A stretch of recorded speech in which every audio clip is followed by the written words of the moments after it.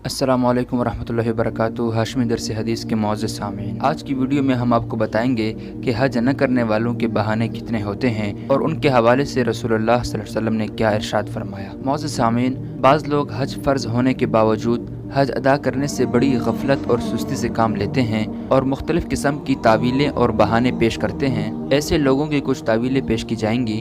चनांचा अगर किसी को ये याद दिलाएं कि भाई आप साहिब माल हैं, आपके ऊपर हज फ़र्ज़ है, उसको अदा कीजिए, तो जवाब ये दिया जाता है कि हमारे घर में माहौल नहीं है, इस किस्म की हमारे यहाँ बातें नहीं होती और जब तक माहौल न हो तो ऐसा करने का फ़ायदा नहीं है। हालांकि वो हर साल तमाम बच्चों और घर वालों के साथ माँ मुलाज़मीन मरी स्वाद घूमने जाएंगे, दिल्ली और लंदन जाएंगे, लेकिन नहीं जाएंगे तो हज के लिए नहीं जाएंगे। हज के लिए माहौल न होने का बहाना करेंगे, मगर ये बहाना आखिरत में तो न चल सकेगा और खुदा के आज़ाब से न बचा सकेगा। ज़रा सोचिए।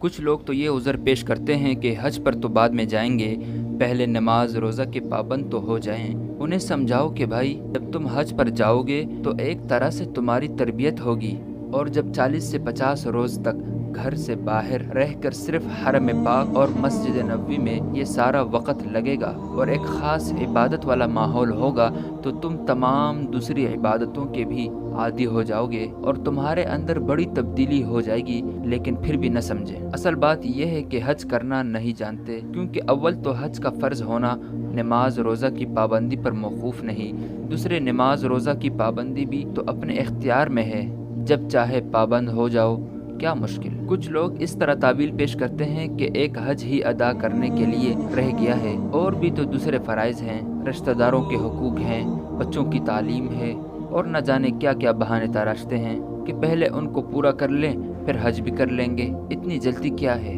मुअज़्ज़ज़ सामीन, ऐसे लोग दर्जा झेल अहादीस में गौर करें। चनांचा हुज़ूर अक़दस सल्लल्लाहु अलैहि वसल्लम का इरशाद है कि जो शख्स हज का इरादा करे उसको जल्दी करना चाहिए। दूसरी हदीस में ये इरशाद फरमाया कि फ़र्ज़ हज में जल्दी करो, न मालूम क्या बात पेश आए। एक और हदीस में इरशाद फरमाया, हज में जल्दी करो, किसी को बात की क्या खबर कि कोई मर्ज़ पेश आ जाए या कोई ज़रूरत दरमियान में लाहिक हो जाए।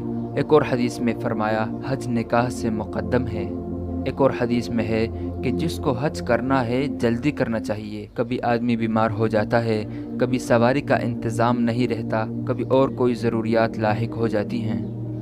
एक हदीस की बिना पर आइम्मा में से एक बड़ी जमात का मज़हब ये है कि जब किसी शख्स पर हज फ़र्ज़ हो जाए तो उसको फ़ौरन अदा करना वाजिब है, ताख़ीर करने से गुनहगार होगा। आज की वीडियो का इख्तिताम करते हैं। अस्सलामु अलैकुम।